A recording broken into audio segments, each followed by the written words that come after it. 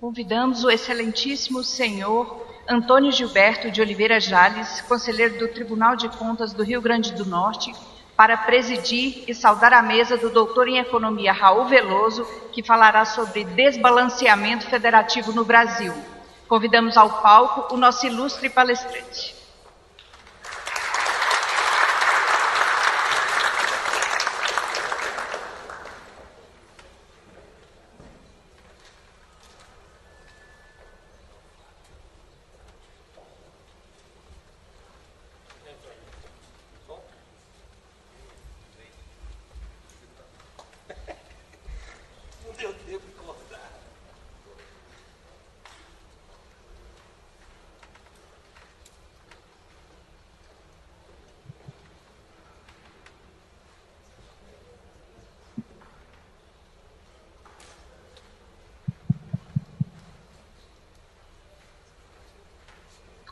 Boa tarde a todos e a todas. Saudando o professor Raul Veloso, fazer uma leitura brevíssima do seu currículo, que a síntese que foi fornecida pela coordenação do evento. O professor Raul Veloso é mestre em Economia pela Fundação Getúlio Vargas, do Rio de Janeiro, e a Yale University, PhD em Economia pela mesma universidade, a Yale University, membro do Conselho de Administração do BNDES, da Embraer e do Instituto Brasileiro de Geografia e Estatística, foi secretário de Assuntos Econômicos do Ministério do Planejamento e atualmente é consultor econômico e colunista dos jornais O Estado de São Paulo e do jornal O Globo. Portanto, para proferir a sua palestra, passo então ao professor Jair Veloso, que falará sobre desbalanceamento federativo no Brasil. Professor. Muito bem. Começar dizendo, eu acho que eu comecei assim da última vez que eu vim aqui, começar dizendo que o prazer é imenso de estar aqui, porque para mim é voltar às origens.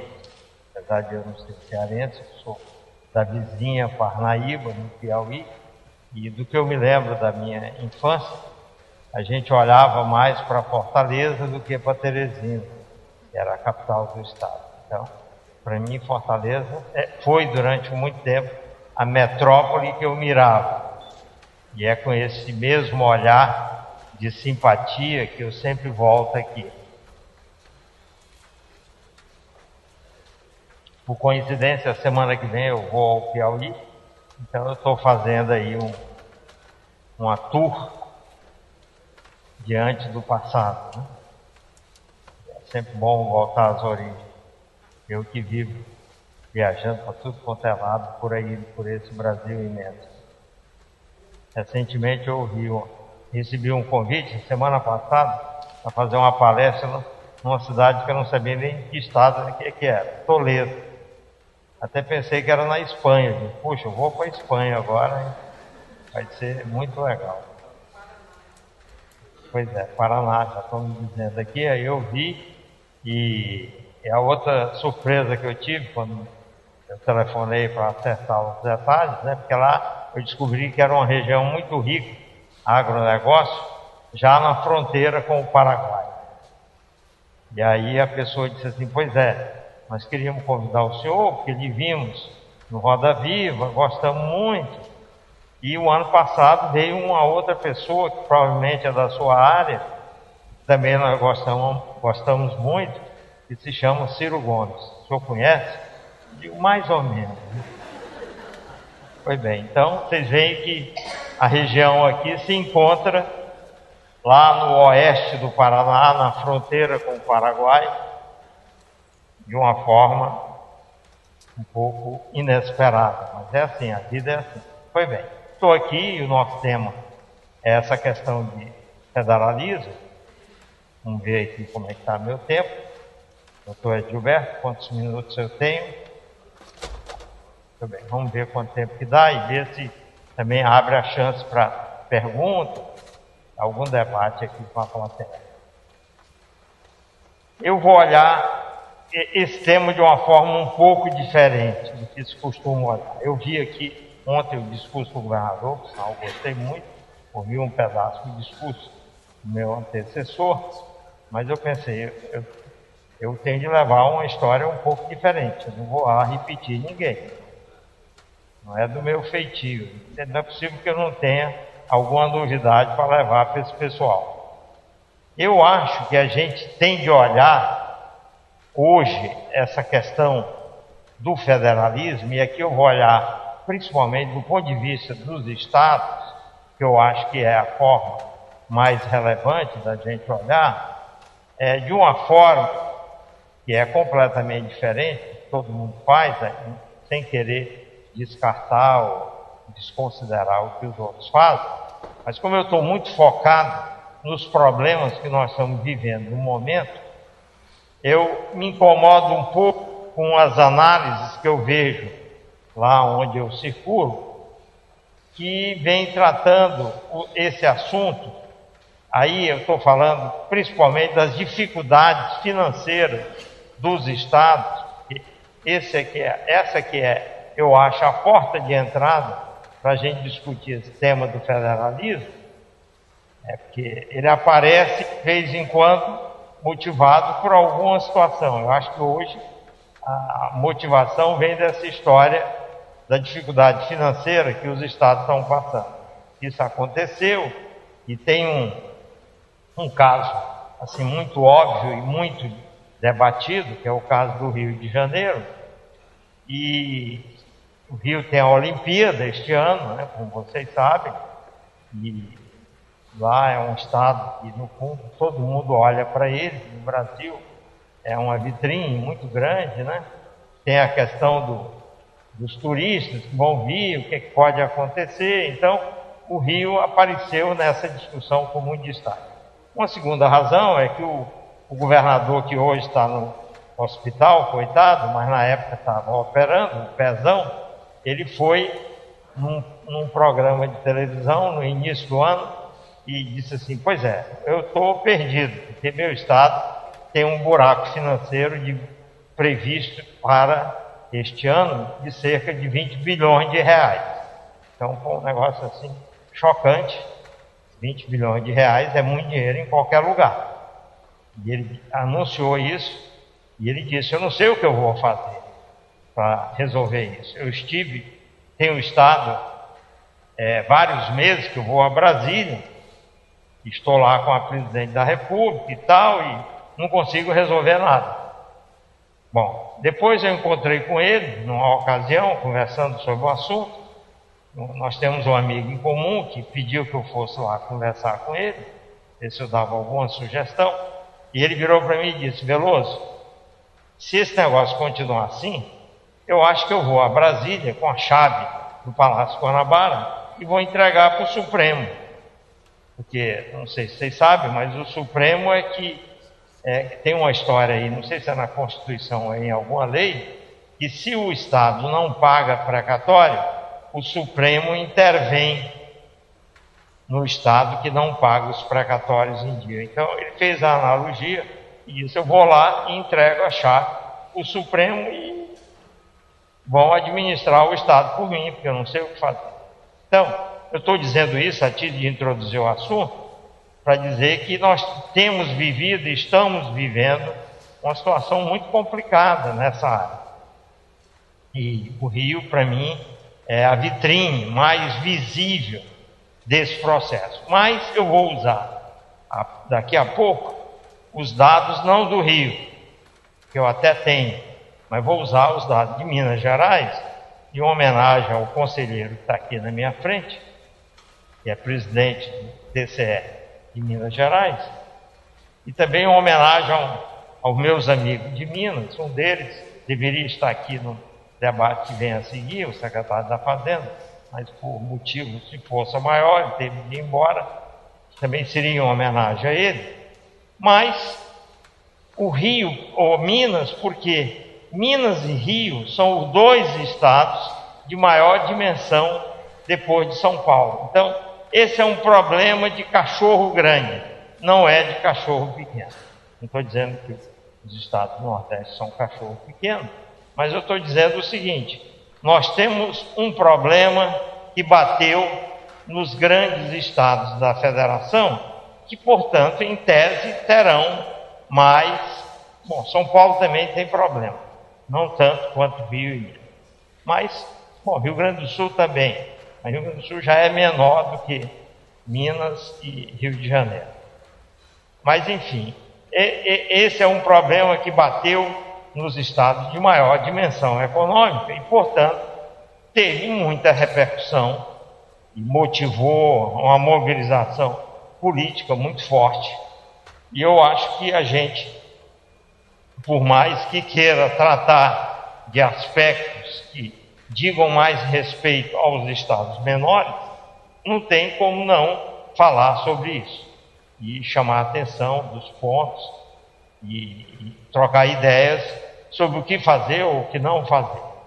Bom, as análises que eu vejo vêm sendo feitas sobre o assunto, eu acho que elas pecam por misturar, e é uma coisa que nós não podemos fazer aqui, misturar aspectos estruturais do problema com aspectos conjunturais.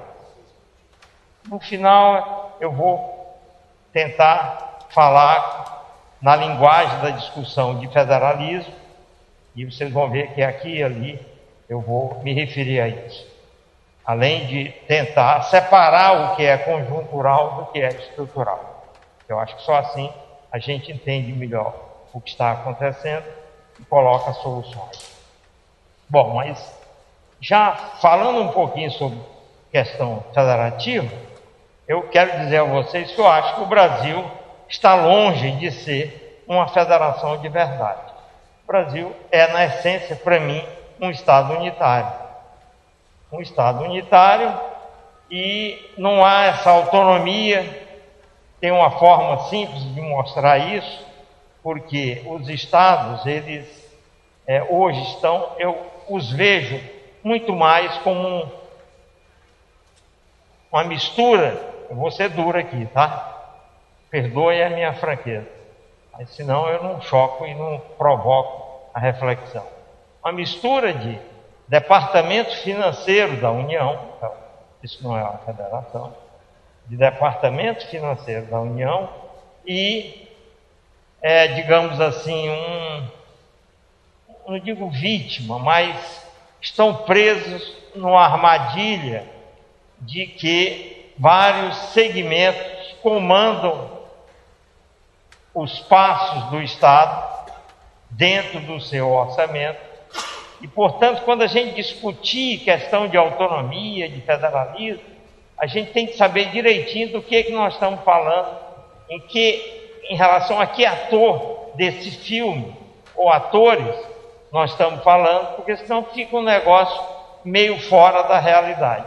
Nesse sentido, eu mesmo fui um dos que, toda vez que falava desse assunto, a primeira coisa que eu fazia, apresentava uma tabela que nem a que o governador apresentou, e sua excelente assessoria deve ter colocado na mão, que é uma tabela que mostra a distribuição da receita entre os grupos, estados, União e municípios, e ao examinar quem perdeu o peso na distribuição do dinheiro, conclui que isso tem de mudar para reequilibrar, e o problema é muito mais complicado do que uma mera distribuição de recursos entre as partes.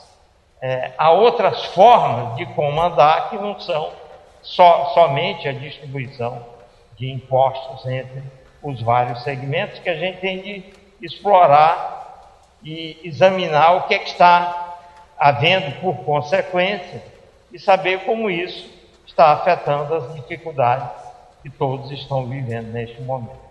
Então, é só um pano de fundo para vocês verem como eu penso e vejo as coisas um pouco diferente da forma que muitos veem. Mas eu vou voltar àquilo que eu comecei a dizer, que é essa história de que a gente tem que separar o que é estrutural do que é conjuntural. Eu vejo, por exemplo, na mídia, meus colegas, pessoas que falam sobre os temas econômicos, uma coisa comum, por último, é chegar e acusar os governadores, e muitas vezes assim, direto no nome do governador, como sendo um governador que está gerindo mal os seus assuntos, principalmente porque tem concedido muitos reajustes de salário, então o gasto de pessoal é o vilão que é escolhido para falar e dizer: os governadores estão errados porque o que eles fizeram são os gastadores e principalmente aumentaram o gasto de pessoal. E por isso que o Estado está mal. Bom, esse é um tema que eu acho mais do lado estrutural do que conjuntural. E a outra coisa que se costuma falar é exatamente a questão das dívidas, falando dos estados que se endividam muito, dos estados que estão mais endividados, menos endividados, e aí critica porque o estado se endividou muito, ele deveria estar menos endividado, portanto sofrendo menos do que aqueles que, vamos dizer, do que a situação de maior endividamento. Aí também você tem os casos, infelizmente cada vez mais escassos, dos estados bem comportados e que aparecem como sendo o cara que fez o dever de casa e agora aquele governador reclama porque todo mundo está facilitando a vida dos gastadores. Eu estou falando particularmente porque eu gosto de botar o nome nos bois, do governador do Espírito Santo, foi um que falou muito sobre isso e escreveu artigos com toda razão, porque ele tem feito uma boa gestão, mas eu também acho que não se trata de você ter uma discussão de bons gestores em confronto com maus gestores. Acho que os problemas estão presentes em todos os lugares, até porque o grupo dos bons gestores é muito pequeno. É difícil você saber se tem mais de 3 ou 4. Um número total de uns 26, né? Então, em vez disso, eu acho que a gente tem de olhar... Bom, e a questão conjuntural, que eu falei que não deve ser misturada, é que nós estamos no meio da maior recessão que o Brasil já teve. E isso significa, e aí é conjuntural, que enquanto essa recessão durar, a arrecadação vai ter um desempenho muito ruim. E aí desaba a arrecadação, e aí mesmo que você tivesse gasto de pessoal elevado, com essa queda gigantesca da arrecadação, você vai ter um buraco. Mesmo que você não tivesse tão elevada a despesa de pessoal, você teria um buraco financeiro gigante pelo efeito que a recessão tem sobre a arrecadação. Então, aí as pessoas ora veem isso, ora falam do crescimento do gasto de pessoal, mas aí eu queria dizer isso, nós temos que separar esses efeitos para entender o que está acontecendo. O conjuntural, para mim, é o mais simples, porque se trata basicamente de desabada da arrecadação, porque a atividade econômica desabou. No caso do Rio, é um pouquinho mais complicado, mas é fácil de entender, porque o Rio tem um item da receita de muito peso, são os royalties do petróleo, que esse item é ligado ao preço externo do petróleo. O preço externo do petróleo desabou, aí cai a receita de royalties junto com a receita de ICMS. E mais, o Rio tem outro problema, que também torna, que é conjuntural, que é a desarticulação do sistema Petrobras. Não só pelo preço externo ter caído, como pelas políticas erradas que se fizeram esses anos todos com a Petrobras e todo esse esquema de corrupção que a gente está cansado de ver e ouvir, e que isso tudo causou um impacto muito maior na cidade, que depende muito mais do Estado, que depende muito mais da Petrobras do que os outros. Então o Rio teve a confluência de 3 grandes fatores conjunturais que fizeram a arrecadação desabar, em cima de uma tendência estrutural de crescimento do gasto. Junta as duas coisas, aí vem os 20 bilhões de reais de buraco do pezão previsto para este ano. Ainda em boa medida, sem solução. Esse assunto que eu estou discutindo aqui é um assunto vivo, presente no dia a dia. Houve aí um movimento para resolver isso, resolveu parcialmente, mas os problemas continuam ainda bastante vivos, e vocês vão acompanhar na mídia, e quem acompanha isso e olha ainda durante muito tempo, infelizmente, como outros problemas que nós vamos ter da agora em diante nesse processo de reconstrução econômica do país que está ocorrendo, e que eu não preciso falar nele. Só que vai ter muita coisa ainda rolando, e eu acho que nesse sentido é que a maior utilidade do que eu vou dizer é para ajudar vocês a pensarem sobre isso, em vez de ficar numa discussão de se tem, como é que é a questão federativa, o que pode fazer. Eu acho que essa história de federação aqui, a gente pode até esquecer um pouco, pensar no Brasil como um país muito mais unitário do que uma república federativa, e ver os problemas que estão acontecendo, afetando todos os níveis de governo, e ver como resolver, como solucionar e procurar caracterizar bem quais são esses problemas. Nesse sentido, eu vejo isso com muito maior utilidade do que um outro enfoque. Sobre isso, eu queria passar agora para dizer para vocês o seguinte: eu acho que a gente tem de olhar o problema estrutural. O conjuntural é isso que eu já falei. O conjuntural se resolve quando a economia começar a se recuperar, voltar ao normal e a arrecadação voltar ao normal. Isso dificilmente acontecerá antes de 2018. As previsões aí dos mercados é que o PIB do ano que vem vai crescer 0,8%. O governo acabou de divulgar uma projeção para o ano que vem da ordem, se eu não me engano, de 1,2%. Então, é por aí, é de 0,8% a 1,2%. Então, o conjuntural só vai se resolver mesmo quando a gente ingressar em 2018.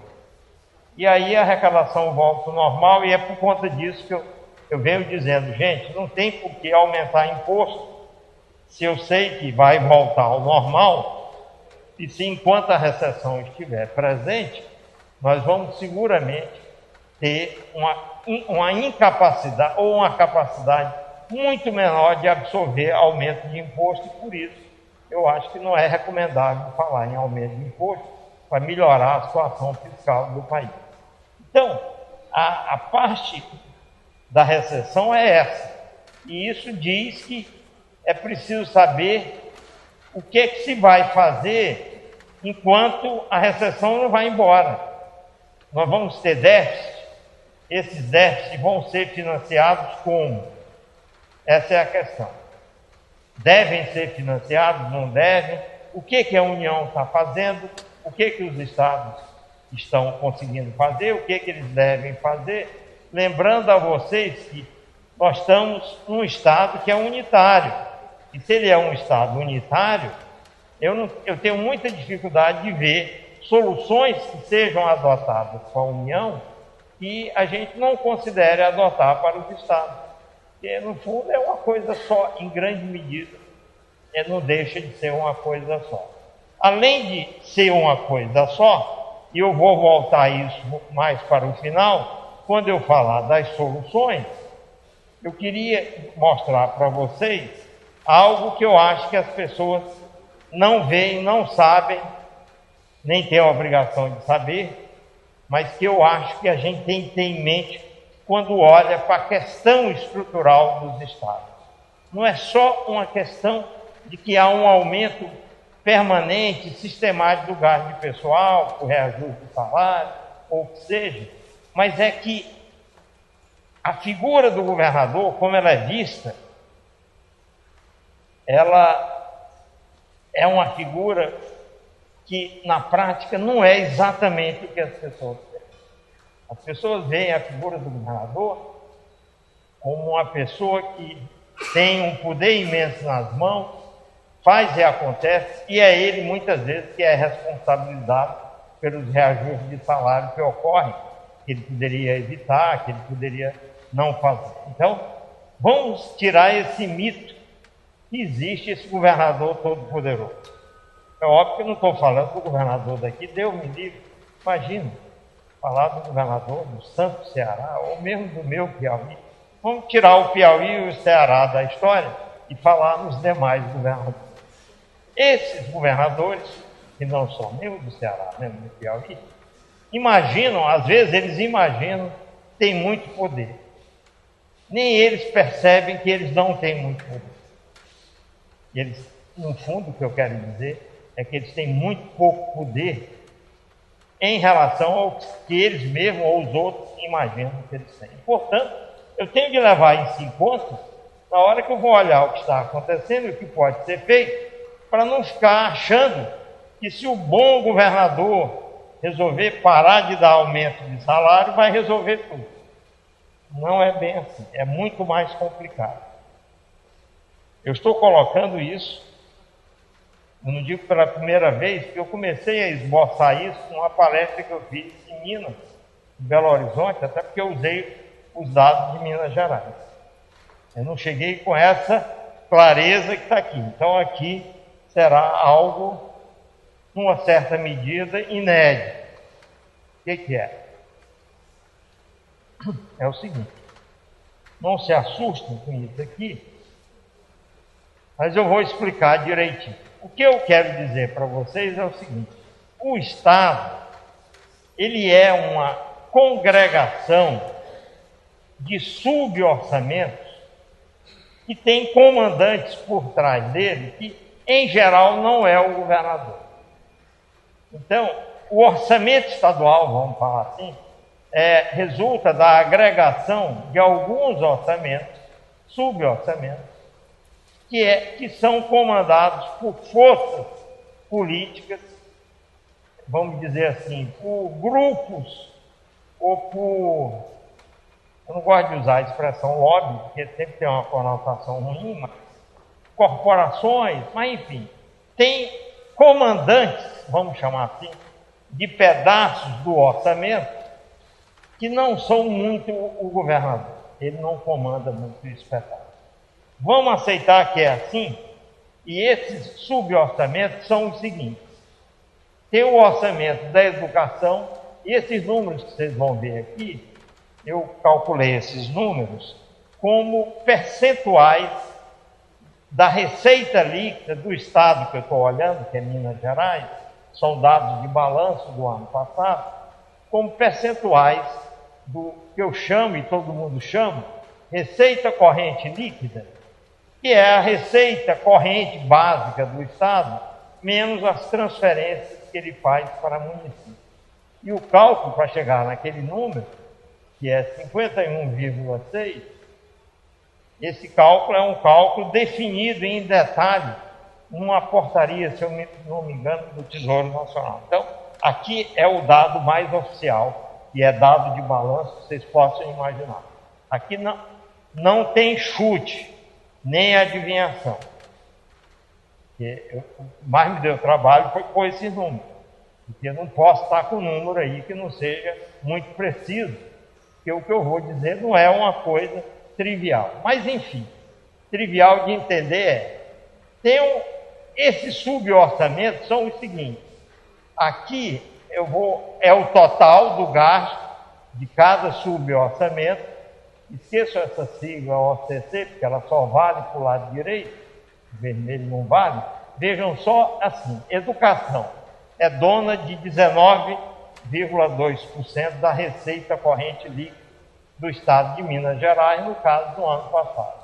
Saúde, 9,3%. Demais poderes, aqui a terminologia demais poderes, são todos os poderes que não o executivo. Demais é em relação ao executivo. Eles têm 14% da receita do Estado. Outras vinculações são outros donos, que não é educação e saúde, mas que têm também, por lei, um quinhão do orçamento fixo para eles. Aí vocês podem pensar, por exemplo, uma fundação que tem uma lei que diz que tem de gastar X% em pesquisa e desenvolvimento tecnológico. Está aí, só para dar um exemplo. Mas são vários menores que somados dão 5,3. Aí também estão as transferências de saúde e educação que a União faz para os estados. Essas são receitas, como a gente chama, vinculadas, que fazem parte da receita corrente líquida, estão agregadas aqui. Eu deveria ter pegado isso e somado com esse pedaço menor, com educação e saúde, e agregar, e apareceria uma educação e saúde mais gorda. Mas eu preferi não fazer, porque esse aqui de educação e saúde é aquilo que as pessoas que tem a ver com a receita do Estado, não é transferência da União. Transferência da União para o SUS estão aqui, por exemplo. Mas é uma coisa que vem da União. Comando do Estado mesmo é 25% para a educação, que acaba virando 19,2%. Porque o conceito que se usa, o 25%, não é o mesmo do conceito de receita corrente líquida. É uma base menor. E saúde corresponde aos 12% sobre uma base menor. É isso. Depois das outras vinculações, vem o serviço da dívida, que pega o outro quinhão aqui, que no caso de Minas é 13,2%. Bom, até aqui, vamos dizer, quem manda nesse orçamento é a galera da educação. É quem comanda a educação no Estado. Não necessariamente só o governador. Tem um corpo, comando político dentro do Estado, que dá as cartas na educação e que nomeia o secretário e que diz mais ou menos o que vai ser feito com esse dinheiro, sujeito ao que as leis dizem. O mesmo vale para a saúde, os demais poderes são os demais poderes.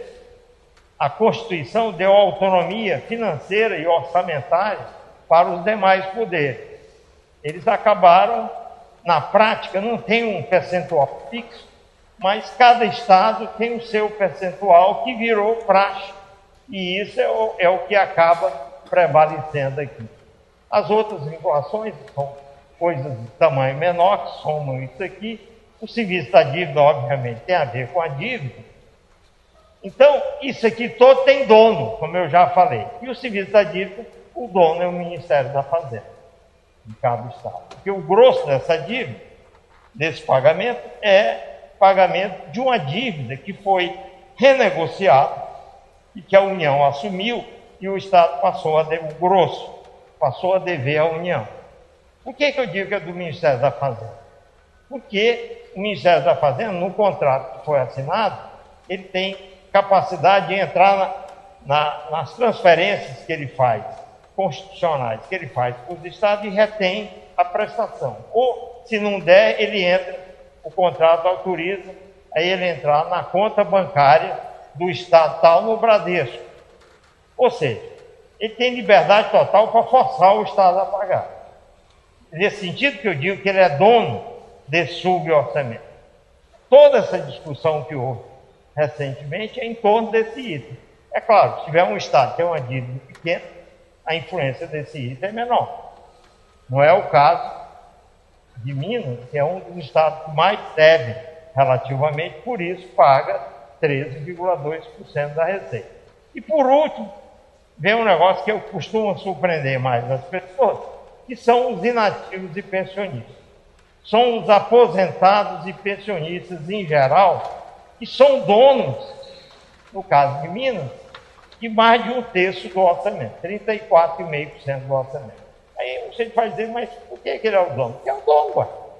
Ele é o dono no seguinte sentido: o Estado tem de pagar, não pode deixar de pagar os aposentados e pensionistas, e com o passar do tempo, os demais orçamentos que os tinham na sua responsabilidade, muito sabiamente foram cuidando de se desfazer deles. Aprovou-se uma legislação que diz que eles não podem entrar na composição do gasto para efeito de cumprimento daquele limite que está ali em educação, saúde e nos demais poderes. Ou seja, o governador é que tem que pagar os inativos pensionistas de todo mundo, inclusive dos setores que não apareceram até agora aqui, e eu já vou falar deles. Vejam, dizer isso sem um número é muito difícil para prender a atenção das pessoas. O número é bom para você ver o tamanho do pepino em cada lugar. Claro, esses números não vão ser iguais nos estados, mas não vão poder ser muito diferentes. Pois bem, até agora, essa soma desses suborçamentos, que a gente acha que é um percentual do total, que a gente acha que o governador comanda, dá nada menos que 95,5%.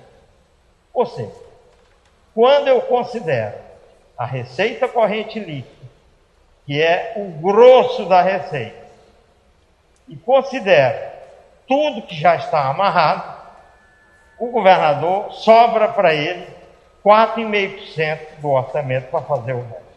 E esse pobre coitado desse governador se supõe que é o cara mais poderoso do mundo. Haja poder. Eu sou mais poderoso que ele, mas enfim, vamos lá. 4,5%. Essa sobra de 4,5%, esqueçam por enquanto o que está escrito aqui em preto, mas esses 4,5% é que ele vai pegar e vai executar a sua tarefa, que é o que eu chamo orçamento discricionário, que é o orçamento do governador. Eu, como sou mais provocador, eu prefiro chamar isso orçamento do governador. O orçamento do governador é o que sobra para ele gastar com segurança, agricultura, Secretaria da Fazenda, enfim, tudo que não é o que está aqui em cima. Tudo que não é educação, saúde, demais poderes, essas outras vinculações. Isto aí é o que ele vai ter de fazer com os 4,5% da receita, mais o que ele arrecadar ou conseguir de outro tipo de receita, como, por exemplo, operações de crédito. Ele pode conseguir. E tem outro item muito importante nessa parte que é dele, que são os velhos investimentos, que a gente tanto deseja, e o meu antecessor mostrou dados bonitos de evolução do investimento. Pois bem, esse mesmo investimento, que basicamente é em infraestrutura, ele está aí para o governador fazer com esse restinho de dinheiro que ele tem, mais um empréstimozinho que ele conseguir. Pois bem, eu fui atrás de ver quanto que foi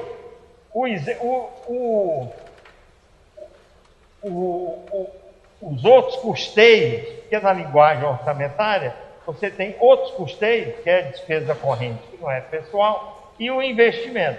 Desse orçamento discricionário, vocês estão vendo aqui que tem uma sobra negativa de 17,8% para o governador, quando eu faço uma conta um pouco diferente.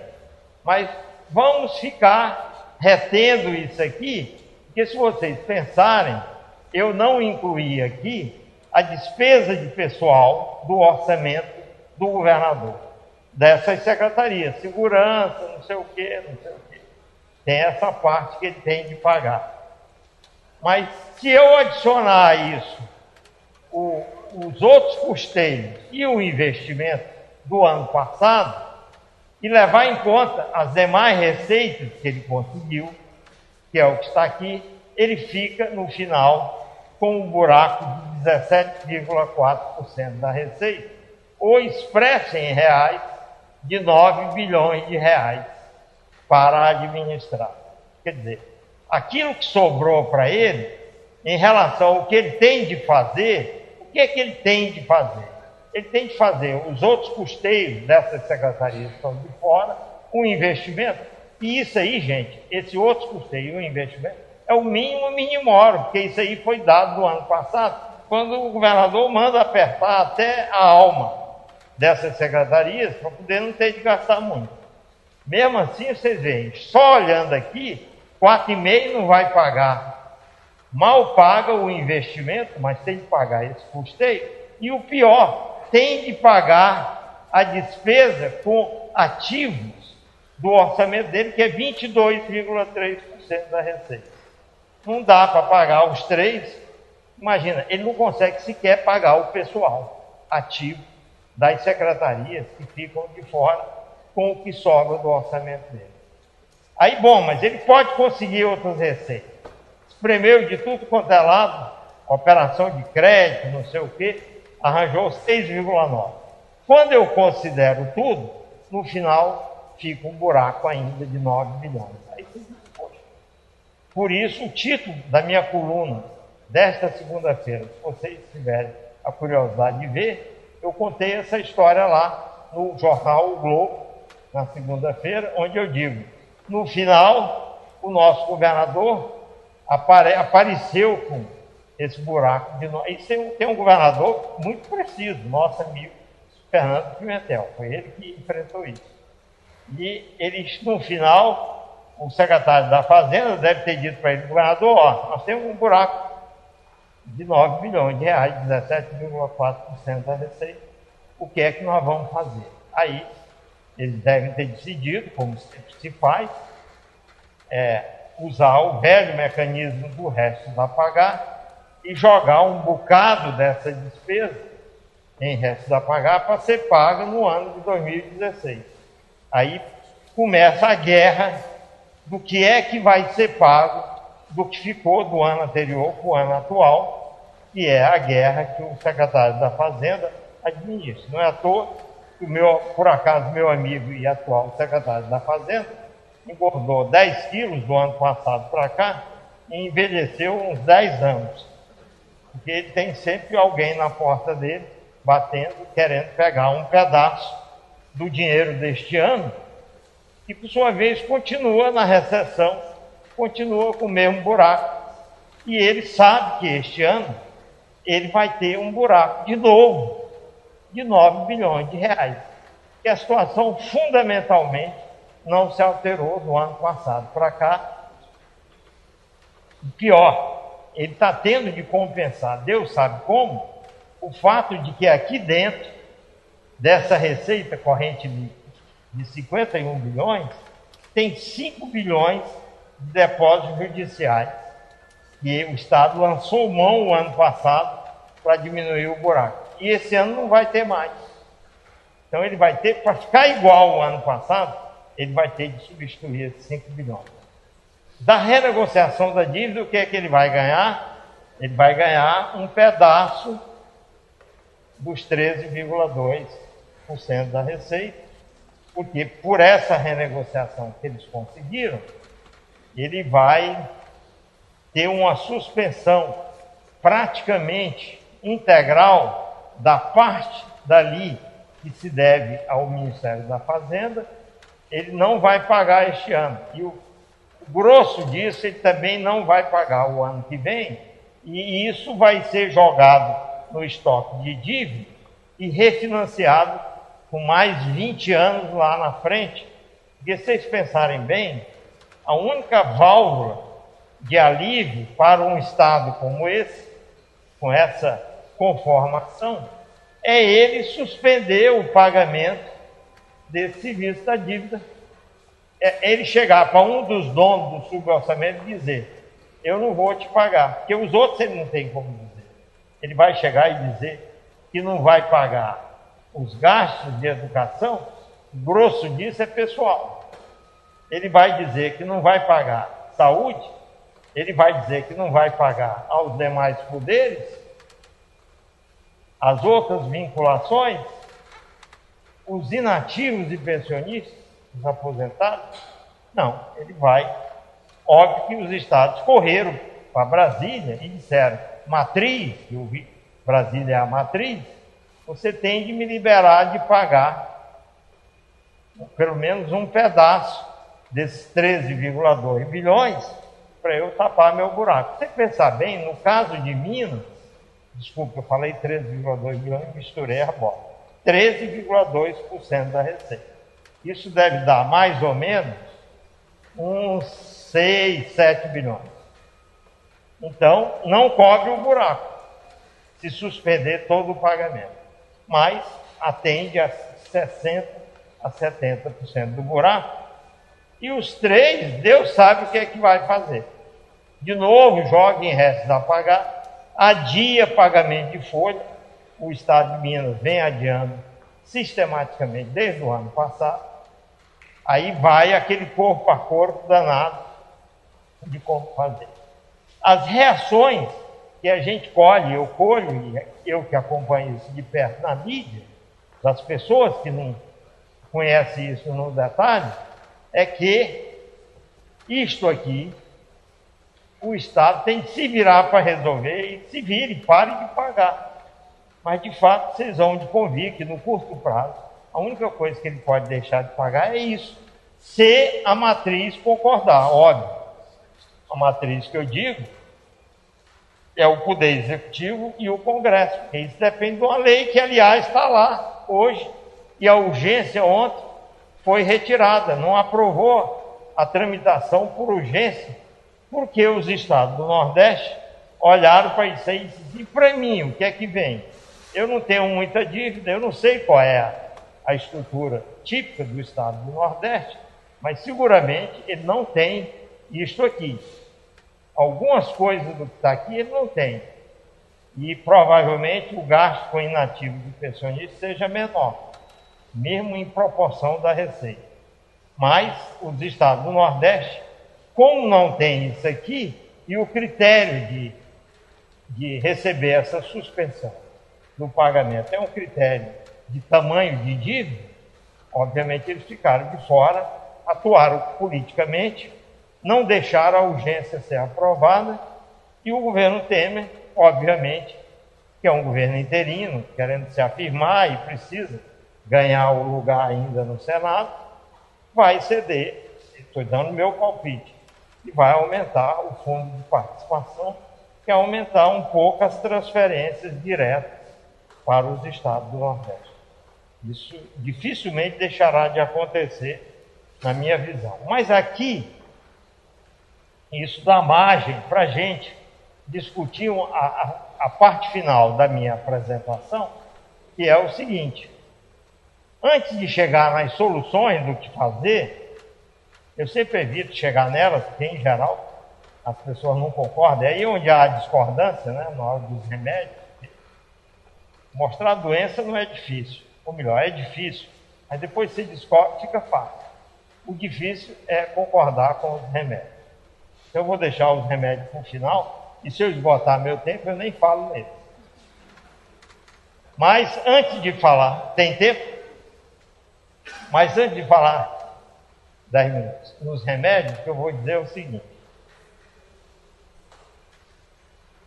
Eu quero mencionar, em relação a essa questão do seguro tardio, a minha impressão é que, se valer essa minha tese de que não existe uma federação, existe um Estado unitário, em que os Estados são departamentos financeiros da União, se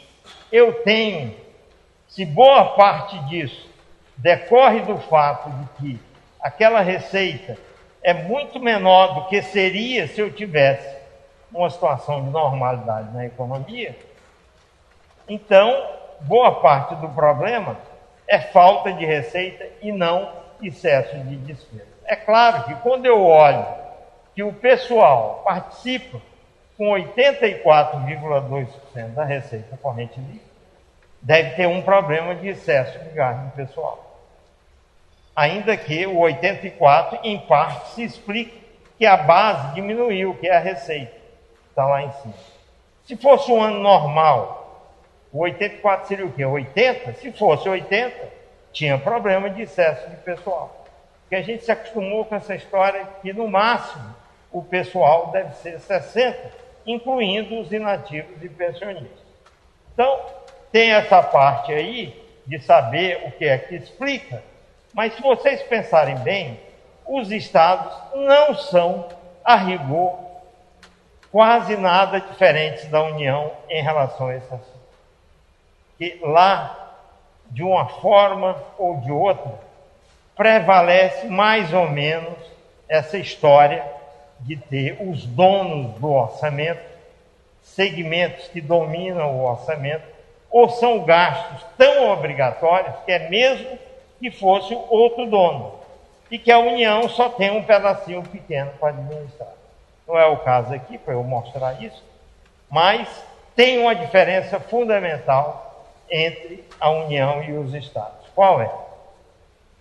A diferença fundamental está aqui na história do serviço da dívida e no seu financiamento, que a União tem um negócio chamado maquininha de emissão de moeda. Então, se ela tiver um buraco de um certo percentual da receita que precise ter uma solução, e da mesma forma que aqui não há solução no curto prazo, de mandar embora, não sei o quê, tudo isso depende de soluções de prazo mais longo, ela, como vai fazer com o seu buraco? Se é que ela tem buraco. Admitindo que ela tem um gigantesco buraco, o que ela normalmente faz é rodar a maquininha e ninguém percebe. Na calada da noite, sem alarde, roda a maquininha, solta o dinheiro, paga o buraco. No dia seguinte, o Banco Central recebe a ordem de colocar um papel por um dia, a taxa Selic, para tentar trazer de volta, e traz aquele dinheiro que havia sido solto no dia anterior. E os Estados podem fazer isso só se a União quiser. Por isso que eu digo, não tem federação nisso. Eles, para ter uma federação, eles precisariam ter independência para se endividar e quebrar, que é o que mais ou menos ocorre nos Estados Unidos. Eles não têm, ele tem que pedir permissão à Fazenda, e ele só financia déficit se a União rodar a maquininha para ele. Como que ela faz isso? Aqui, no pagamento do serviço da dívida. Quando a União diz, Estado, não paga, sei lá, metade disso, ela, é a mesma coisa que ela rodar a maquininha, vamos supor, em 7 bilhões de reais. Ela roda 7 bilhões, entrega para o Estado, manda o Banco Central enxugar, mesma coisa que ela faz com ela. Só que aí o Estado tem de vir a Brasília e devolver o dinheiro pagando o serviço. Ou seja, se ela financia uma parte ou a totalidade do serviço da dívida dele, tudo se passa como se ela estivesse rodando a maquininha e financiando. Eu estou dizendo assim, toda essa briga que aconteceu e acontece, eu acho a coisa mais engraçada, a Ana Paula, secretária do Tesouro, enfrentando os secretários que vão vir aqui daqui a pouco, ela diz para eles assim, não tem espaço para mais nada. Que agora foram lá os municípios. Agora vão lá os governadores do Nordeste. A resposta dela é que não tem espaço para mais. Na realidade tem. É só rodar a maquininha. Aí é claro que a gente vai dizer, rodou a maquininha, virá o quê? Hiperinflação como resposta? Bom, aí é uma questão da gente aprofundar mais a discussão e pensar se pela emissão adicional decorrente de financiar parte do buraco do Estado ou do município, se isso causará hiperinflação, além do que o governo fez. E aí eu mostro, vocês estão vendo que eu não gosto de mostrar nada, né? Eu não gosto mesmo não, no máximo um quadro. Aí eu vou para esse gráfico aqui, que é o seguinte, isso aqui é 2015, o que é esse menos 170 e o menos 117, ou melhor, menos 170 de 2016, menos 117 de 2015, menos 20 de 2014, e falta o ano de 2017, que acabou de ser definido, em torno de 140 negativo. Esses são os buracos da União, causados pelas mesmas razões que eu expliquei aqui, mudando um pouco o jeitão de contar essa história. E a União, o que é que ela fez com esses buracos? Quando ela está anunciando esse déficit de 140 bilhões, ontem, no fundo ela está dizendo, só que ninguém percebe assim, pessoal, estou rodando, esse ano eu vou rodar a maquininha de 140 bilhões, depois eu vou tentar enxugar pelo Banco Central, mas no ano que vem vai ser menor, no outro ano, menor, e no outro vira superávit. É isso que ela está dizendo. Agora te coloca na posição Porque o ministro da Fazenda é que nem o governador, que manda só num pedacinho do orçamento, mas ele tem essa tal dessa maquininha, gente. Então, ele difere do governador essencialmente pela maquininha, porque quem controla a maquininha é ele. Então, parece não ser diferente, mas é uma diferença fundamental. Porque o governador, esse sim, é um pobre coitado que pode entrar em pânico, perder os cabelos, engordar, ter um câncer. Porque vocês acham que o câncer do pezão não tem algo a ver com isso? Eu não consigo deixar de imaginar que não tem. Então, o governador, ele tem que dar um jeito, arranjar um jeito do governo fazer esse apoio. O Temer só fez essa renegociação porque ele precisa dos governadores. Mas eu achei que ele precisava dos grandes governadores, esses aí, os de peso maior. Mas a experiência de ontem mostra que ele precisa até do Nordeste, de menor peso na economia, porque eles brecaram a aprovação da urgência no projeto de renegociação.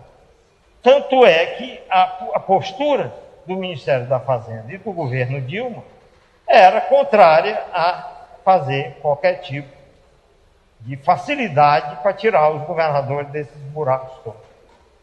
Agora, eu acho isso uma coisa que merece a gente parar para refletir, porque se de um lado eu mesmo penso com meus botões, não tem jeito, os caras são filiais dos outros, ainda que finjam que não são. O governador chega, recebe gente aqui, faz coquetéis, jantares, demonstra poder, mas na realidade ele não tem poder, no sentido estrito da palavra. Ele depende do governo, ele é uma filial do governo. Claro, ele tem poder de mobilizar a bancada no Congresso quando o Executivo precisa. Ele tem esse tipo de poder, não o poder de comando sobre recursos. A União, sim, ela é a toda poderosa quando ela tem a maquininha. Agora, digam para mim, faz sentido a gente enveredar na discussão federativa sem ter isso que eu estou dizendo por trás da cabeça?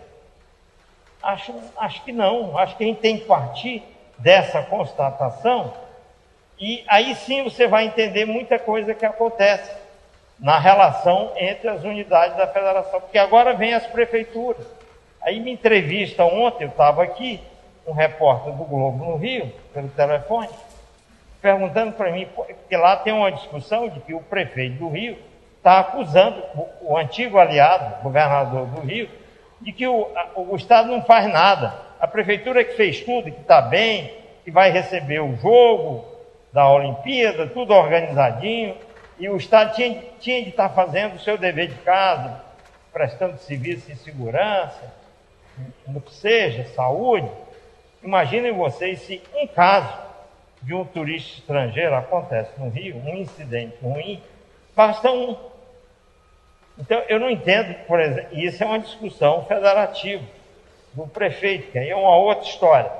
Mas eu acho que nessa altura, diante do estado deprimente das finanças do Rio, porque o buraco lá é tão grande que, 4 bi que ele recebeu, mais 3 não sei do que, não chega a 50% do tamanho do buraco dele. Então, eu fico pensando, era a hora dessa turma se juntar, se unir lá, o Estado e a Prefeitura, e fazer um pacto pela não ocorrência de nenhum incidente, pelo menos enquanto a Olimpíada durar. Essas questões é que eu acho que estão aí postas e existe uma falta generalizada de percepção de que a União emite e financia o déficit que ela quiser e os estados não. Vocês vejam essa discussão dessa história, dessa meta do déficit primário. É um bom exemplo de como a União comanda o processo. Qual foi a estratégia, que eu olho assim a posteriori, que o Meirelles seguiu? Ele primeiro botou um bode do tamanho de um bonde, dizendo que o déficit ia ser gigantesco, e depois está diminuindo E todo mundo dizendo, puxa, que legal. Por que isso é importante a gente discutir? Porque talvez nós estejamos diante de uma coisa que envolve muito mais uma questão de convencimento do que qualquer outra. Vai ter hiperinflação se emitir mais para acomodar a situação dos estados ou de alguns municípios. Eu vou dizer a vocês, tudo depende de como isso for vendido e absorvido. Se for bem vendido e bem absorvido, eu acho que não tem efeito nenhum sobre hiperinflação. Só que é muito difícil de vender.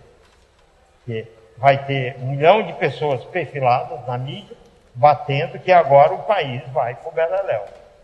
Por que isso? Porque o país tem quase 400 bilhões de dólares de reserva no caixa.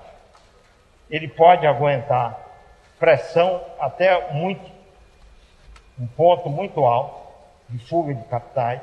O mundo está inundado em divisas, em dólares, e vai continuar. Quanto mais a situação da Europa piora, mais o Banco Central Europeu vai emitir moeda. O Banco Central Americano não vai parar de emitir dólar. Então, do ponto de vista externo, tem uma oferta de dólares muito grande. Nós diminuímos o nosso déficit externo. Nós estamos financiando exatamente o nosso déficit. Não estamos perdendo reservas.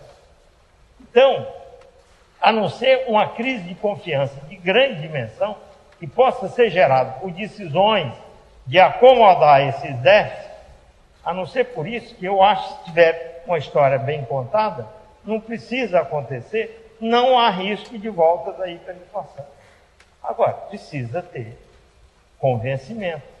E a razão entre a dívida pública e o PIB do Brasil é da ordem de 70%. Tem país, obviamente, com muito maior credibilidade, que tem razão entre a dívida e o PIB acima de 200%.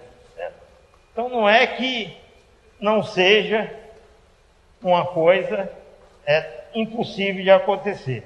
Mas, se vocês pensarem bem, o centro da discussão hoje nesse assunto está exatamente nessas questões de ver quanto que um leva, quanto que o outro não leva, e se levar, dependendo do que levar, vai causar um cataclismo econômico no país ou não. E aí a gente vai ouvir opiniões de tudo quanto é. Só que, para encerrar, o que eu vou dizer... Bom, mas antes de encerrar, vejam o seguinte. Por esse meu raciocínio, a União tinha de partilhar os déficits e os buracos com os estados. Se eles são a mesma coisa, farinha do mesmo saco. É que o déficit que nós estamos tendo agora resulta da maior recessão de nossa história. Não tem nada prévio, mas olha, no período de 2002 a 2013, as barras pretas é o superávit da União e as vermelhas, o superávit dos estados e municípios. Olhem nesse gráfico, eu coloquei a razão entre o superávit dos estados e municípios e do total. Vejam que ela oscilou, tirando aqui 2 anos atípicos da crise de 2008 e 2009, se você olhar, o peso da contribuição dos estados e municípios é da ordem de 25% do total. Então, fazia-se um certo superávit, o estado e município entrava com isso. Aí, quando chega agora, que a União está jogando pesado no negativo, ela quer que os estados façam superávit. Isso aqui não tem sentido. Tem de ser 25% do déficit dela, é ou não é? Não é uma regra simples? Aí vocês vão dizer, não, mas ali estão aparecendo os números positivos em 2015 e 2016. Bom, o 9,7 de 2015 é falso, porque teve déficit gigantesco, como eu mostrei, de Minas, e que não foi captado nas estatísticas, que aquilo é despesa autorizada, não é despesa paga. O que não foi pago e jogado para frente, aparece como receita, que não está registrada aí. Então, esses superávites que estão aqui em cima são falsos. O número que foi anunciado ontem, puseram um superávit de 1 bi para os estados. Não tem como. Quer dizer, eu acho que está faltando um pouco o jogo da verdade, do que é realmente essa situação e dos limites do que a gente pode fazer. Muito obrigado.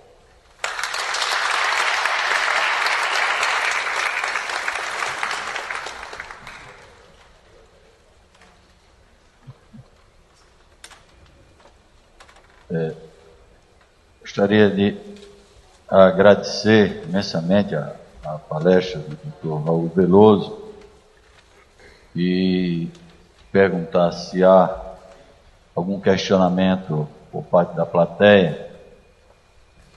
Embora a gente está com o tempo apertado, fomos assim, mais generosos com o tempo, porque estava daqui vendo o interesse brilhando nos olhos da plateia, né, pelas provocações do professor, mas gostaria de indagar se há algum questionamento.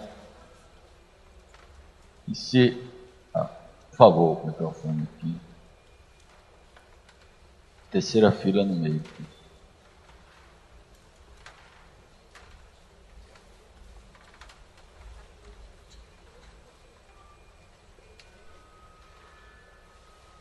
Pois não. Aqui.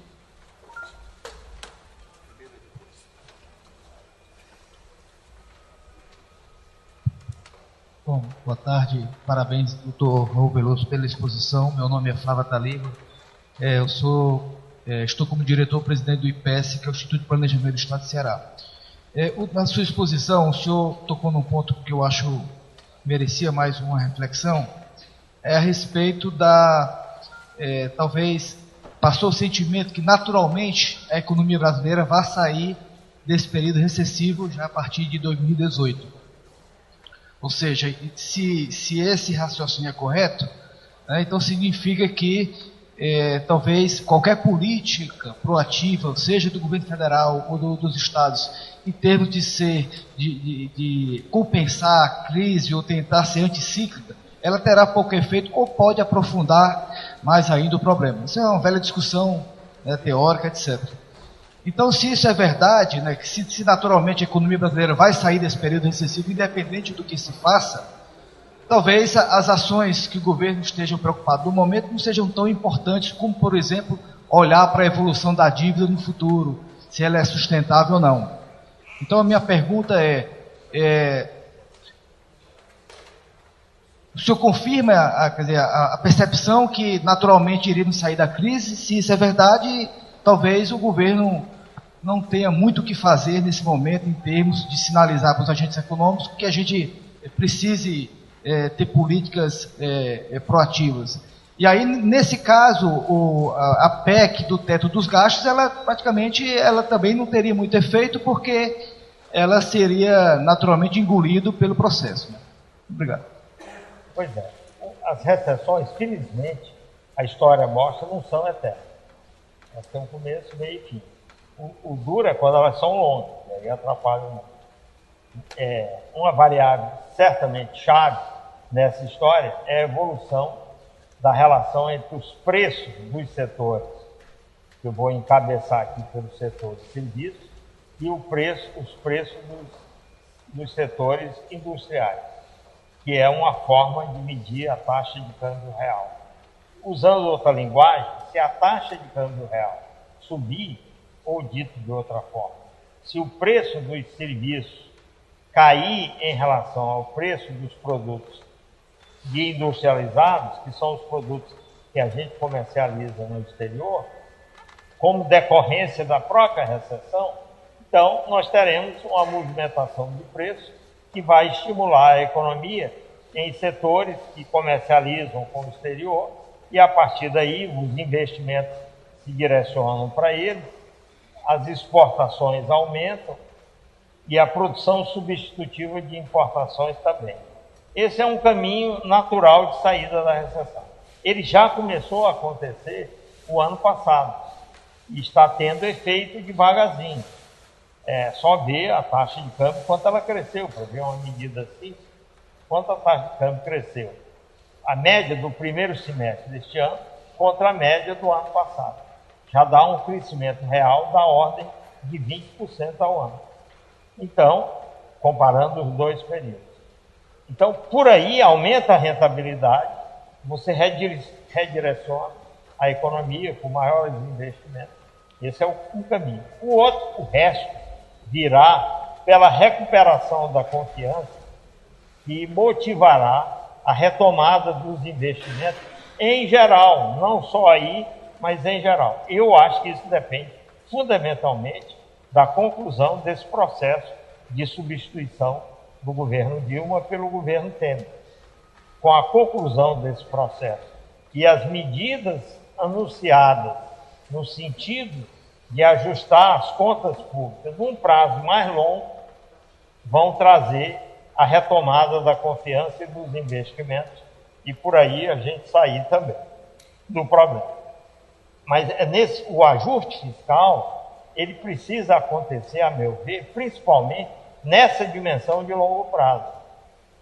Porque se ele sinalizar que no longo prazo as coisas vão acontecer e por isso se pode restaurar a confiança, boa parte da perda de confiança tem a ver com o desastre fiscal que aconteceu nos últimos anos. Então, se as pessoas entenderem que no curto prazo é muito difícil mexer nessa encrenca, mas a gente adotar medidas que vão ter efeito, pelo menos a longo prazo, e as pessoas confiarem, não haverá tanto incômodo com a subida da razão de dívida pública. O diabo é que os mercados e a opinião pública pressionam muito o governo, principalmente os mercados financeiros, para ele tomar medidas para já ter resultado agora. E é por aí que surgem as propostas de aumento de carga tributária.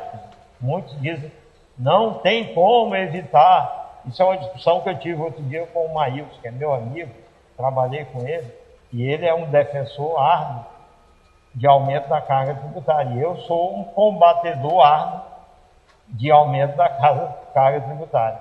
Eu acho que quando você está em recessão é a pior saída. Então, mas eu digo, é muito uma questão de convencimento. Tem de haver convencimento de que tudo isso que eu estou dizendo vai dar certo e que vai funcionar, vai recuperar e a gente chega lá. Ok, agradeço, professor. Senhor, doutor Eduardo, também tem mais uma indagação. Boa tarde. Gostaria só de retomar a questão que está até na tela com relação aos resultados primários, ou déficit dos estados e da União. Porque me parece que nos números sempre há uma duplicidade. Vou citar um exemplo. Se pegarmos e dizermos a União terá um déficit de 170 bilhões em 2016. E eu penso que eu posso expurgar desse déficit a título da União cerca de 40 a 50 bilhões, que é o financiamento dos estados. Ou seja, é a União emitindo, usando a máquina, emitindo título, mas esse recurso entra na União e vai financiar os estados com a liberação do pagamento da dívida dos estados. Então, o déficit que aparece na União de 170 bi, na verdade, se eu expurgar o que ela vai repassar para os estados, para financiar os estados, o déficit da União, na minha visão, posso estar equivocado, seria aí de 120 bilhões. Então, na verdade, quando a União emitiria aquela maquininha, ela está emitindo para ela 120 bi em 2016, mas está emitindo também para os estados, com a mesma maquininha, 50 bi. A questão também no ano de 2015, que está dando o gráfico mostra um certo superávit nos estados. O professor abordou isso bem, que na verdade não seria, porque também tem o resultado das empresas estatais e também os resultados, inclusive prevê para esse ano 1 bilhão no ano que vem, né, para ter aquele resultado de 139. Eu queria a opinião do professor contra esse aspecto que eu abordei. Se realmente esse déficit pode dizer que é da União, ou se temos que pensar esse déficit da União como também compartilhado com os estados. Porque não vou dizer, o Estado não tem a maquininha, mas a União usa da maquininha para socorrer os estados. É como se o déficit fosse dos estados. Essa é a indagação que eu faço.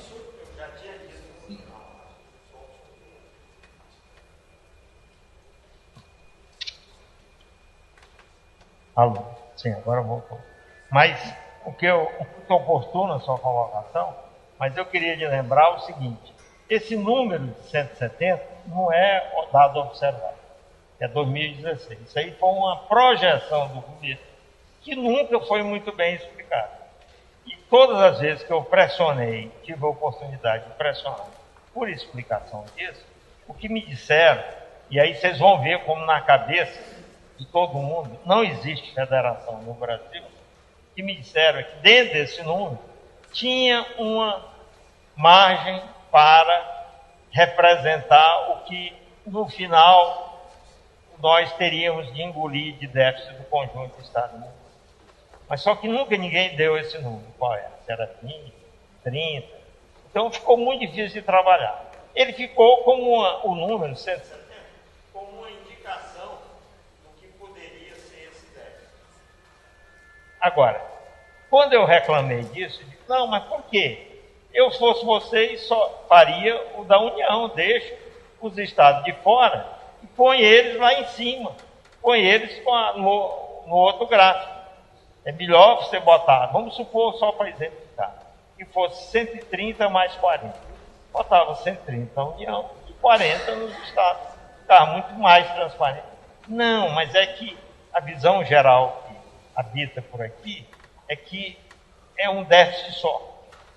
Quer dizer, Estado e município e União é uma coisa só, a gente tem que tratar como se fosse um ente só. Que é assim que os mercados olham, que não tem essa separação. Eu só estou dizendo que essa foi a explicação para isso. Mas, na realidade, embute essa sensação de que não existe federação. Eles estão com comando total e fazem o que for necessário e vão permitir que se explicite um déficit de X ou Y. Então, essa é a primeira parte da sua história. Então, mas vamos supor, só para exemplificar, e aí realmente não faz muita diferença se os 30 ou 40 estejam dentro dos 170, ou estejam explicitados fora. Tanto é que tem esse 6,6 e uma hora eles soltaram como superávit, como meta. A gente esquece o 6,6. Vocês viram como as informações não é para não iniciados. Esquece o 6,6. Imagina que aí dentro tem uns 30, 40, que é o que vai resultar para os estados, e esse é o número que eles estão trabalhando. Eu acho que ficou também como uma forma de comunicar uma situação muito ruim, que isso nunca foi explicado direito. Uma situação muito ruim para depois, quando aparecesse a meta do ano que vem, ela aparecesse bem menor do que a deste ano. E pode ser parte da estratégia de comunicação. Isso é tão enrolado que, se fizer assim, acaba, na hora que eu puser no gráfico o 130 aqui, vai dar a sensação de que está melhorando, de alívio, agora está indo bem. Vai ganhar na comunicação, e que precisa ganhar na comunicação. Só que eu preferiria fazer uma comunicação mais transparente, que eu acho que no final, e o governo Dilma mostrou bem isso, no final, se você não faz muito transparente, direitinho, no final você acaba se ferrando. Eu prefiro fazer transparente, dizer, é isso, nós estamos assumindo isso, que vai ser assim, vamos deixar os estados terem déficit de tanto, vai ser isso, vamos distribuir esse déficit e não fazer o que eu vejo eles fazerem, essa história de fingir, como, por exemplo, anunciaram um bi de superávit para o estado ontem, para 2017, que é o menor sentido. Com o que está autorizado agora, com essa história da renegociação, já dá um déficit maior do que o bi. Para que botar um bi? Não é a forma que eu considero mais adequada de comunicar para ganhar. Comunicar para ganhar, eu acho que tem que ser com um jogo muito verdadeiro. Agradecer ao professor Raul Veloso. Eu sei que muitas indagações... tem mais uma indagação aqui.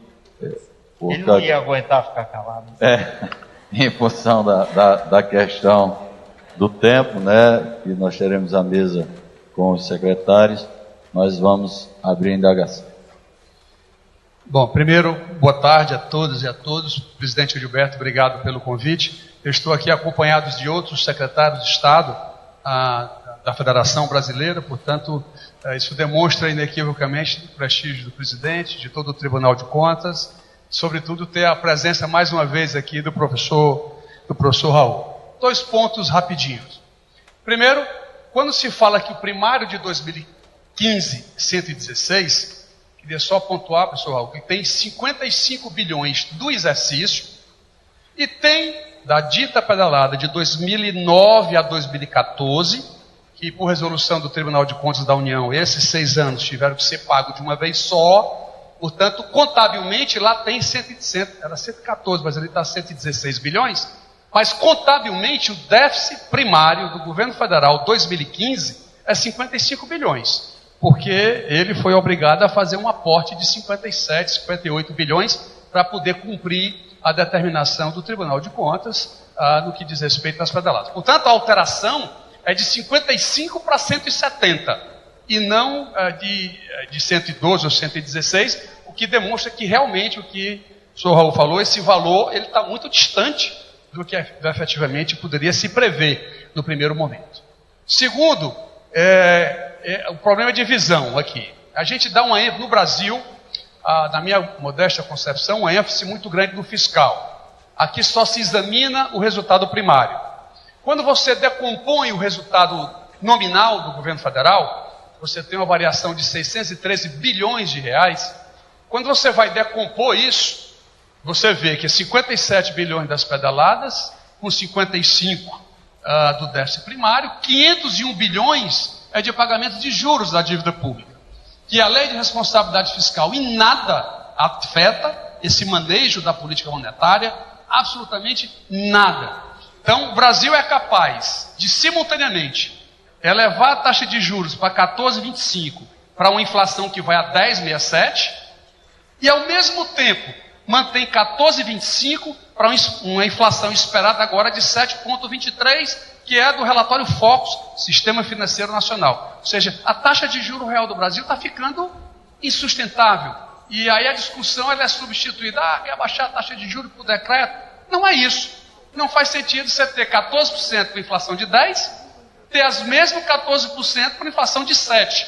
Então é uma ponderação, uma reflexão para saber se já não está na hora da gente começar a pensar que essa condução da política monetária possa ser melhor acompanhada, não só por nós, economistas, pelos tribunais de contas, enfim, porque essa conta, mesmo com o primário positivo, que é a grande ênfase aqui da discussão, eu não sei se a gente conseguirá passar uma situação de sustentabilidade da dívida pública. Eram só essas considerações para contribuir para o debate. Obrigado. Pois é. Aí, o número aqui que você estranhou é porque aqui é União, Estados e Municípios. Só por isso. A outra coisa, essa parte da mistura dos juros com o primário, que é o que eu acho que é a segunda parte do seu discurso, que foi um belíssimo discurso, eu não sei se tinha outro ponto além desse. Eu digo a você com toda seriedade, um país, eu vou responder de maneira rápida e simples, um país que não tem credibilidade como o Brasil, ele não pode se dar o luxo de querer mexer na taxa de juros com vistas a ter um resultado fiscal mais favorável. Ele fará sua política monetária em função de, vamos dizer assim, de lógica da própria política monetária e tendo em mente, como eu sei que se tem, que o Brasil tem credibilidade nenhuma. Tanto é que ele coloca papéis ainda, basicamente por um dia. Então, numa situação dessa, é muito complicado você discutir a política monetária num contexto fiscal, como buscar uma forma de reduzir a despesa por prática de taxa de juros menos acentuada do que está acontecendo. Eu acho que nós não temos como nos dar esse luxo.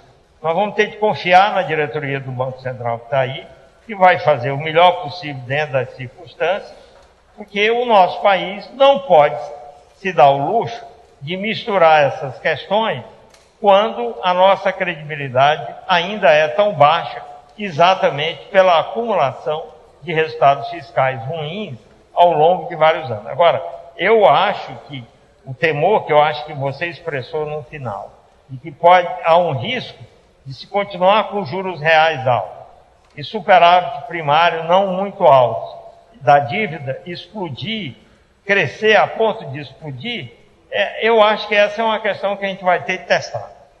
Vai ter de testar, não é uma questão que a gente possa prever antes, da mesma forma que, se você se lembrar, em 2002, 2003, na passagem de 2002 para 2003, a sensação era de que nós tínhamos nadado e morrido no seco. Porque, diante da razão dívida PIB da época, que era 50%, o que se imaginava de taxa de juro real para frente, e o que se imaginava de crescimento do PIB para frente. Todas as simulações, minhas inclusive, davam um crescimento explosivo da dívida. No espaço de 3 anos, eu não vou entrar do porquê, mas só vou dar o fato. No espaço de 3 anos, nós pagamos a dívida externa pública, pagamos, e entramos num ciclo virtuoso. Por quê? Porque as variáveis que entram nessa conta são muito sensíveis à mudança, e com uma combinação de mudanças que nem foram tão expressivas em cada uma delas, aquela projeção de explosão virou uma realização de declínio. Então, o que eu quero dizer para você é o seguinte: a gente pode acabar construindo uma configuração suficientemente favorável, capaz de fazer a razão dívida PIB não explodir, ou se comportar razoavelmente bem. Agora, abandonar a política monetária autônoma para tentar mexer nela e afetar o resultado das contas públicas, reduzindo na marra a taxa de juros, eu acho muito mais arriscado. Isso é que pode trazer uma aceleração da inflação, uma piora de expectativa. Mas, enfim, é uma questão de escolha. Eu, se estivesse sentado lá, eu faria o que o Ila está começando a fazer. Talvez outros fizessem diferente. É uma questão de escolha. As pessoas que sentaram nesse momento vão fazer. Agora, que nós temos de cuidado fiscal, temos. Porque a situação atual, comparada com a situação que acabou vigorando no fim do governo Lula, é um verdadeiro desastre. Ainda que o déficit tenha sido 50 ou 60 o ano passado e vai passar para, em vez de 170, possa passar para 130, 140 este ano, quer dizer, nós estamos, e depois possa diminuir, se estabilizar e reduzir, nós temos de fato de uma vez por todas, resolvermos os problemas estruturais. E é uma pena que você não tenha ouvido a primeira parte da minha discussão, que é falando dos problemas estruturais dos Estados, que competem muito à sua função. Nós temos de dar um jeito nisso, porque senão, de vez em quando, a gente vai voltar a essa discussão, e eu dizendo que não tem credibilidade, você dizendo talvez possa reduzir mais os juros, e a gente nunca vai chegar num acordo. Bom, infelizmente, nós não podemos estender mais ainda o debate, e eu gostaria, novamente agradecendo ao professor Raul Veloso, convidar a conselheira do Tribunal de Contas do Ceará, Soraya Vito, para entregar o certificado ao ilustre palestrante. Agradeço.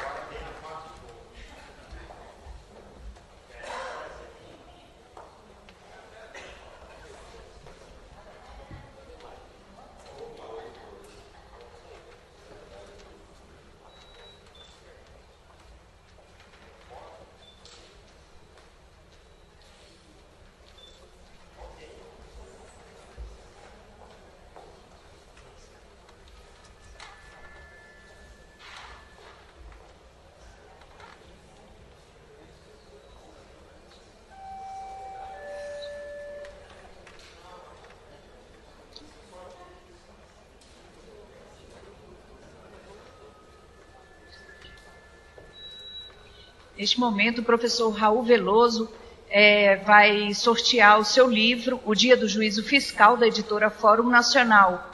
Ele falou aqui que, infelizmente, não deu para trazer para todo mundo. Enquanto isso, a gente também vai preparar o cenário para a próxima programação, que é a mesa redonda com os secretários da Fazenda.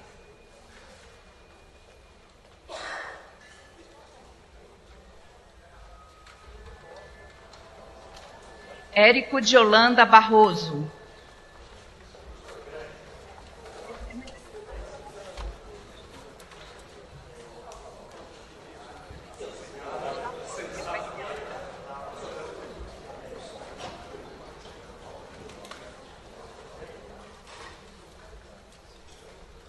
Maria Elizabeth Cavalcante de Azevedo Picanço.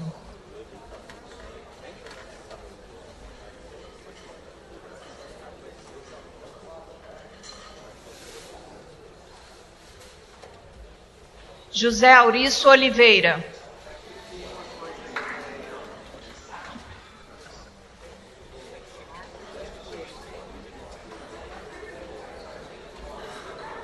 Otávio Lessa de Geraldo Santos.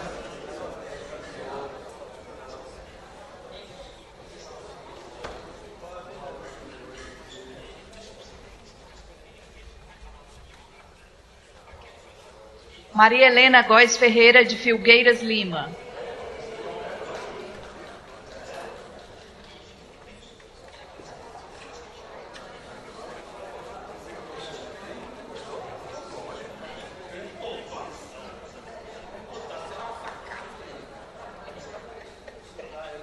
Leonel Góes Lima Oliveira.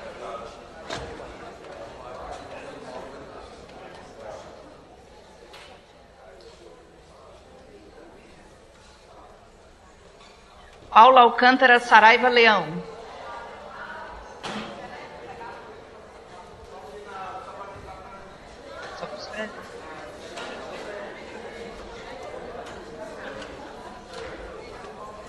Giovanni Batista Feltz.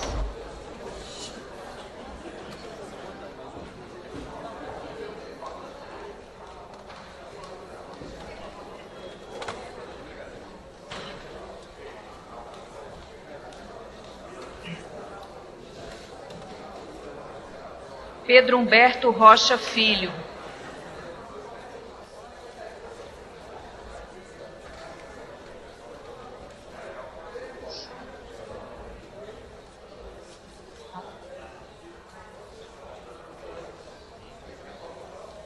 Marina Taeko Sakamoto.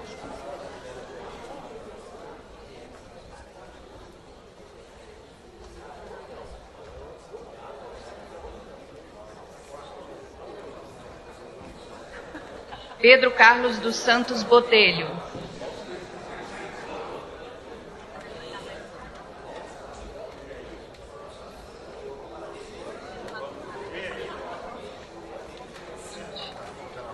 Williams das Neves Barbosa.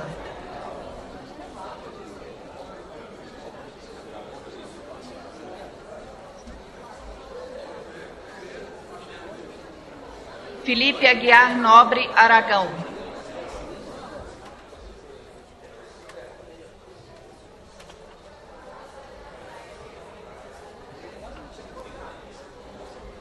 Cristiane da Cruz Busato.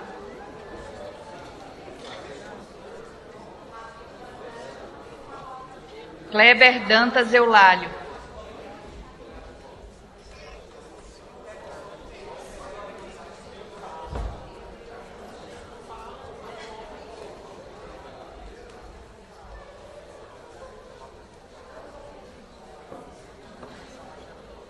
Tatiane Cavalcante Pimenta Gomes.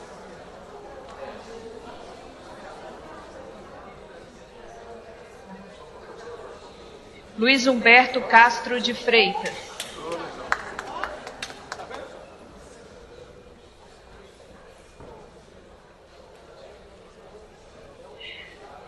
E a última agora. Bernardo Ari Ronce de Sansford Lima. Ah, não.